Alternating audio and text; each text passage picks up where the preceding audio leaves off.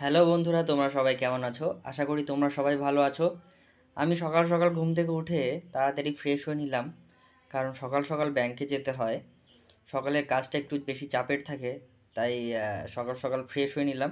এদিকে দেখো, মা সবজি কেটেছে।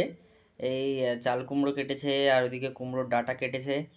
আহ, সকালে মায়েরও কাজের চাপটা অনেকটাই বেশি থাকে। ওই দেখো, মা রান্না করছে, প্রেসারে ভাত হচ্ছে, আর ওদিকে মা কড়াইতে সবজি বানাচ্ছে।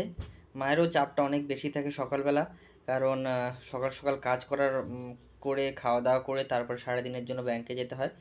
কাজের চাপটা অনেকটাই বেশি থাকে, কি করব। তাও মায়ের খুব একটা হেল্প করে দিতে পারি না, আমারও কাজের চাপটা থাকে। তারপরে ব্যাংকে চলে আসলাম।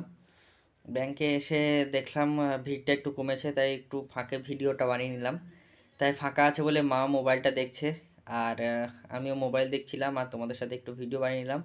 তো বন্ধুরা, ভালো লাগলে ভিডিওটাকে সাপোর্ট করো, লাইক করো, আর সাবস্ক্রাইব করতে ভুলো না। ধন্যবাদ।